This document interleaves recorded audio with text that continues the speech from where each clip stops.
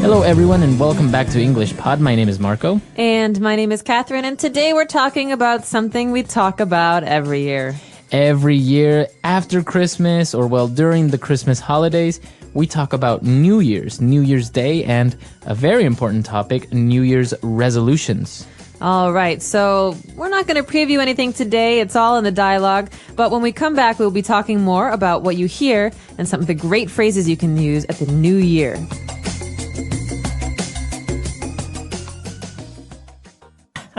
Did you read this? It says that the number one New Year resolution people make is to spend more time with friends and family. Why would that be funny? Well, think about it. We are a society that is always on the go. Not because we have to, but because we want to. Why? We work hard and spend less time at home because we are trying to provide for our family with goods and services that are usually unnecessary. I don't agree, but anyways, I think you should start thinking of a New Year's resolution yourself. What's the point? We always make New Year's resolutions, and by February, we will have forgotten about them. It's pointless. Well, maybe then you should resolve to sticking to your goals and objectives. What about you? Your gym bag is gathering dust, and you still have brand new running shoes that are yet to be jogged in.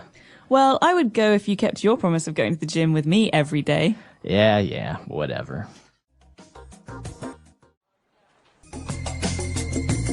All right, great, we're back. So this is very typical, a New Year's resolution that you make, but then people don't really stick to it, etc. They don't? Usually they don't. All right, but you're probably wondering what is a New Year's resolution. So why don't we take a look at this word and many more on Language Takeaway. Language takeaway. Okay, so New Year's resolution, let's break this phrase down. The first phrase is New Year's. So the New Year is January 1st in the West, and it is celebrated on the 31st of December at night when the clock changes to the New Year. And a New Year's resolution, remember that S there, is something that you want to do or to change in the new year. It's a fresh start. Okay, so you pretty much, the verb that you use there is to resolve to do something. So my New Year's resolution is to, go to the gym every day. It's like a promise to yourself. Right. So, and this is very common, right, among Americans. They try and, because it's a new year, it's a fresh start, so they want to start doing something great. Exactly. We can talk about this at the end, but a lot of companies try to use this to sell Americans stupid things. So we'll get there in a minute. But the two people in this dialogue are talking about the idea of spending more time with friends and family. And the other person says, well, sometimes it's hard to do that because you have to provide your family with goods and services. All right. So this phrase goods and services is very common, especially in economics and sociology. So what does this mean? And they go together, right? So goods are tangible items, things that you buy, like food or, Clothes, a TV, TVs, etc. Stuff. And services, of course, are other things like, for example, going to the doctor or the dentist or any other service you get. So service usually includes another person doing something for you. But you might not actually get something physical like a TV if you pay for it. So Right. goods and services, it's included in this phrase, always goods and services. Very good. And well, moving on, as we mentioned with the New Year's resolution, we had that verb there, to resolve. So what does it mean if I want to resolve? Okay, well, to resolve, as we said, is to decide or to promise yourself to do something. So it's a decision that you don't want to change your mind about. For example, this year, I've resolved to quit smoking. That means I've made a decision for myself and I'm going to do it. Okay, very good. It's very strong. And not to be confused with to solve, right? It has no real relation there, right? No, resolve to do something is to have a strong passion or interest in doing something for yourself or changing an action. Very good. And well, our last word for language takeaway is brand new. A brand new. Something that's brand new. Brand new. So buy a brand new car. Come down to Catherine's car lot. So brand new is something we hear a lot in marketing. It's also something that these words just go together very often. And something is new, okay, you just bought it or it just came out. But something that's brand new is really fresh, really new. So brand new, a brand new car, a brand new watch, etc. A brand new movie. A brand new movie. Or brand new cereal. Have you ever tried it? Very good. So, great phrases there. Very good. So, great words there. Why don't we listen to the dialogue again? And we'll be back with 3 phrases.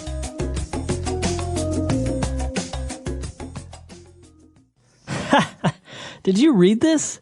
It says that the number 1 New Year resolution people make is to spend more time with friends and family. Why would that be funny? Well, think about it. We are a society that is always on the go. Not because we have to, but because we want to. Why? We work hard and spend less time at home because we are trying to provide for our family with goods and services that are usually unnecessary. I don't agree, but anyways, I think you should start thinking of a New Year's resolution yourself. What's the point? We always make New Year's resolutions, and by February, we will have forgotten about them. It's pointless. Well, maybe then you should resolve to sticking to your goals and objectives. What about you? Your gym bag is gathering dust, and you still have brand new running shoes that are yet to be jogged in. Well, I would go if you kept your promise of going to the gym with me every day. Yeah, whatever.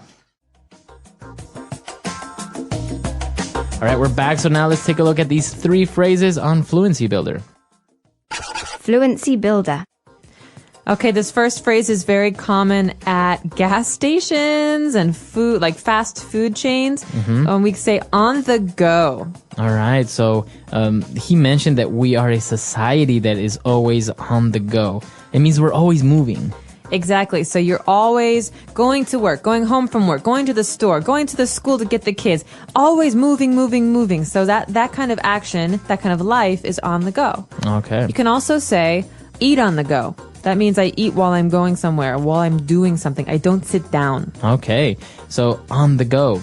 And well, talking about New Year's resolution, and we said that, well, many people resolve to do something, but they don't really do it.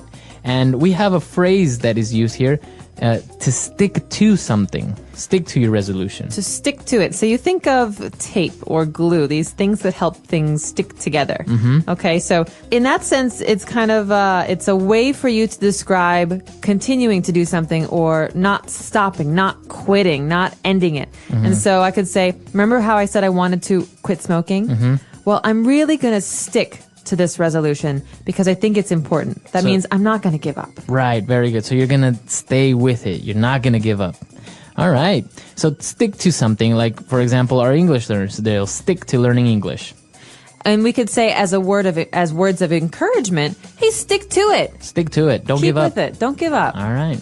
And, well, finally, they were discussing, or more arguing about the gym membership and everything. And he mentioned that the gym bag is gathering dust. All right, this is a very nice phrase, I think, because it's very visual. I like phrases where you can see what's happening. So gathering means collecting. That means that the dust in the air, it's building on this bag.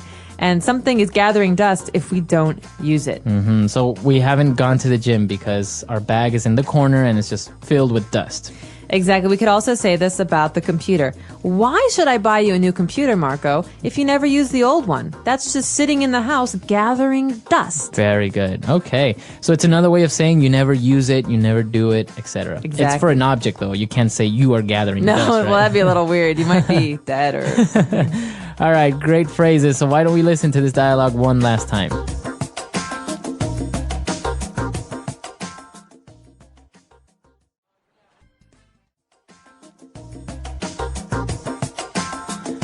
All right, we're back. And well, as you mentioned, there were some interesting things about this dialogue, especially when they talked about a society that's always on the go. And you mentioned that, well, sometimes you eat on the go.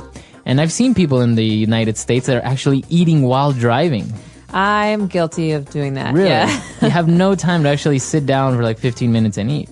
No, I remember being in high school at home and, you just have so much stuff to do. You have school, then after school there's soccer practice. After that there's music lessons, and you never have time to eat, so you have to grab food in the car, and then on the way home you're picking things up, and you get home and you do your homework or whatever. There's so much stuff to do, and it doesn't stop. It doesn't stop when you grow up. It doesn't stop as if you're an older person. That's the way life is in America. Wow, yeah, that's really interesting, because I think many of our listeners that are in other countries would find that a little bit peculiar if they actually went to the United States and saw somebody in their car, like having a hamburger while driving, and sipping on their soda. Yeah, it's kind of sad, actually.